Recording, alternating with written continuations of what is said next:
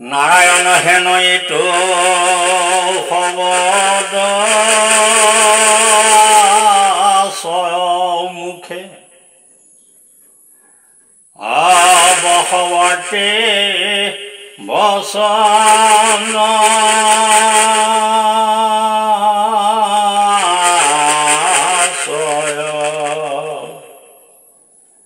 তথাপি অদ্ভুত কিনো ঘোৰ নৰ কটমজি মলমতি মনুষ্য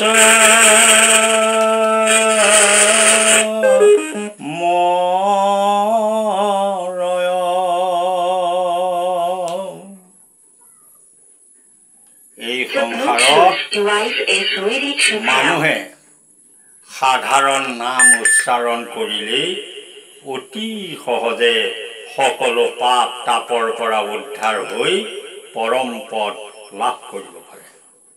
কলিত জীৱৰ বাবে ঈশ্বৰৰ শ্ৰেষ্ঠ দান এই নাৰায়ণ নাম প্ৰকাশিত হৈ আছে।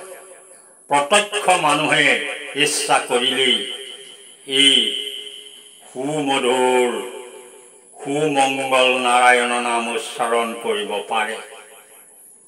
পৰমেশ্বৰে মানুহক বাক শক্তিদান কৰিছে।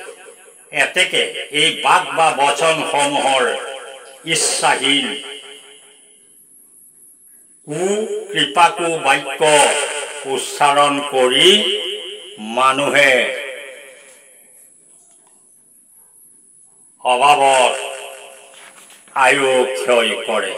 কিন্তু অসৎ বচনবোৰৰ পৰিৱৰ্তে নাৰায়ণৰ নাম ল'লেই সংসাৰৰ যাতনা হেলাৰাঙে অতিক্ৰম কৰি তেওঁ পৰম পদ পাব পাৰে।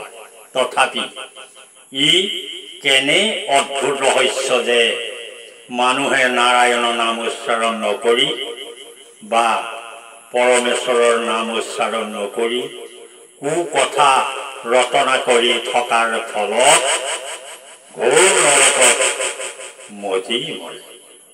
এই অদ্ভুত ৰহস্য দেখি মহামতী মহাপুৰুষ জনাই এই ঘোষাত আশ্চৰ্য প্ৰকাশ কৰিছে।